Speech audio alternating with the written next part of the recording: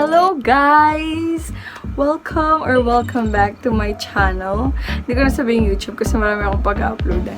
Welcome back to my channel. It's me, Chris, also known as Kramer TV. Welcome again. And kung bago na kayo sa aking channel, welcome po. So for today's video, i-continue lang natin ng ating pangatlong topic. Diba nauna?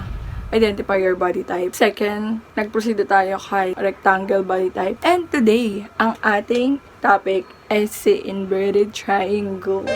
You know? Si inverted triangle nga pala guys ay yung may broader shoulders or larger bust, narrower hips, and less defined waistline. And sa aking pagtanto guys, isa akong inverted triangle. But it's okay. I love my body. Parang di naman. Charot. Kung anumang body meron tayo, embrace natin yan. We don't have to hate this one. Just embrace. And if you don't, then watch some videos that can help you style the way you dress. So, yun. Isa na nga sa aking pagtatanto-tanto. Tanto-tanto. Pag-nilay-nilay, nakakala ko'y pear-shaped body na. Dahil ako'y nag-birth na nga. Hindi pala. Ako isang inverted triangle po yan. Lumaki lang ang aking butt ng a bit, pero yung pagka-narrow niya is nandun pa rin. Kung titingin ka sa likod, ayun, medyo ganun siya. Pero kung titingin ka sa harap, like ng sinasabi natin today, ang inverted triangle ay mas malaking shoulder kumpara sa, sa hips pala. At doon kakabilang kung ganong body ka. Although, patambok yung butt mo, but hindi pa rin. Ikaw pa rin ay inverted triangle. And ganun nga ako. Well, it's okay because alam nyo ba kung sino ang mga body na ganun? Si Lucy Liu, yung original na Charlie's Angel. Yung singkit. Ito yan. And then, ang pinakamaganda na nakilala kong artistang Hollywood, Angelina Jolie. O, diba? And yung mga may body na inverted triangle ay natural. Ang pros or meaning advantage is natural na strong and athletic yung body. Kaya pala parang pang-volleyball ako. Kasi yun naman talaga. Pero pag nag-volleyball ako, mahilig ako sa bola. Kaya ayoko nang mag-volleyball. So yun na nga. Let's proceed. Ang dami mong ek-ek. Pero, ang disadvantage, kung may advantage, syempre may disadvantage. Pros and cons.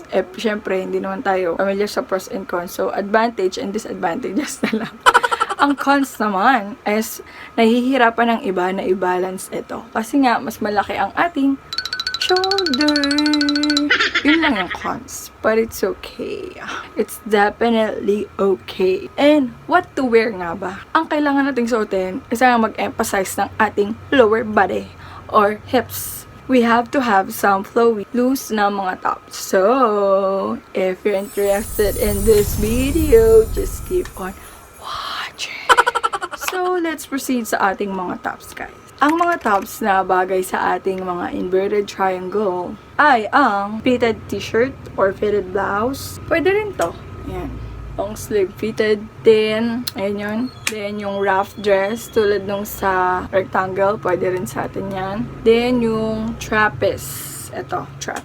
Ito yung peplum pala, guys. Tulad din sa ano. Kasi nga, di ba, is medyo pabuka yung baba. Bibigay siya ng parang illusion na may malaki tayong balakang. And yung mga fitted naman, body fit siya. So, magmumukhang mas payat yung ating top na part ng body. Sa wrap dress, ganun din. Para siyang may illusion na parang mayroong part doon, diba, na parang sinisikipan yung bewang na part. May emphasize ang ating bewang. Ang ating i-avoid ay ang mga tops na design here sa shoulder, ma-detailed. Like, pop sleeve ba yun? Basta, ma-detail siya, then yung off-shoulder, alam ko, parang mag-emphasize din siya sa ating sa ating shoulder. Pero kung gusto niyo pa rin siyang suotin, guys, it's okay, basta magsusuot kayo something sa lower part niyo na medyo bulky or medyo ma-detail. So yun guys, proceed naman tayo sa ating mga shorts. Sample ng ating shorts na maganda para sa ating narrow hips is flared and belted.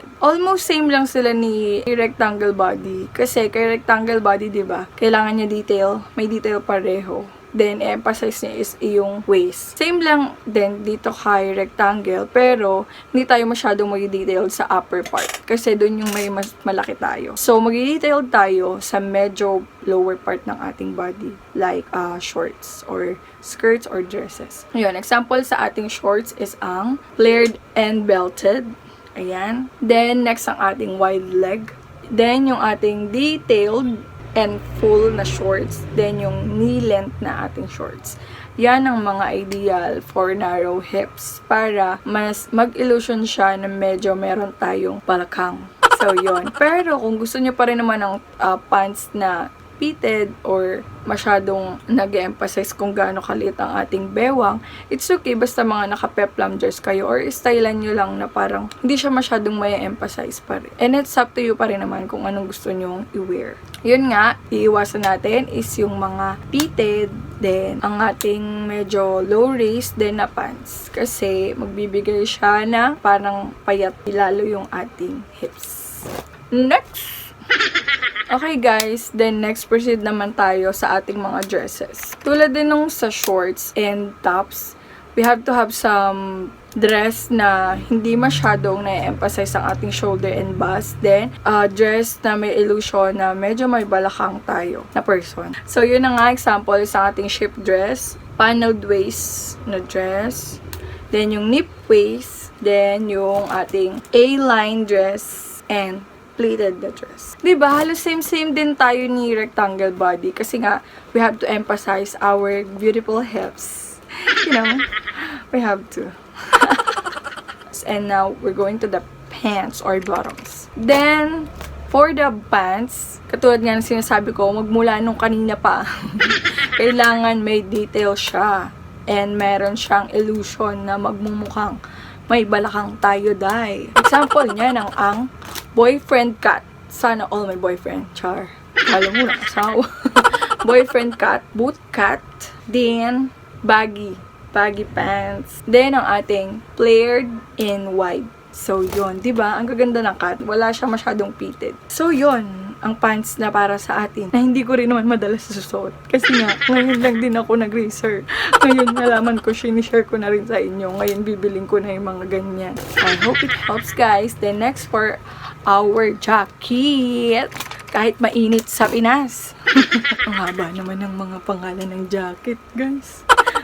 Magtitingin na lang ako, di ko. Number 1 dyan. Or dalawa na lang bibigay ko. Dahil number 1 dyan is ang ating schoolboy blazer. Gamitin yan pag naka-aircon kayo, guys. Huwag yung lalakad-lakad lang kayo sa park. Nako! Then, ang isa pang jacket is ang ating long blazer with pocket details. Ayan. So, dalawa lang. Kasi alam ko mainit sa Pinas, di rin naman kayo magja-jacket dito, guys. Pangalan lang to Japan, Canada, ganun. So, yun na nga, guys. That's it for today's video. And, as a disclaimer again, o diba na huling disclaimer, you can skip this video if you don't want. Then, if you want, just watch. Nahuli. Hindi ka na skip. Tapos na. So, yun guys, ang ating next topic for next video is ang ating pear shape. So, yun guys, that's it for today's video. I hope you learned some of our style. Thank you so much guys for watching and see you in my next video. Adios!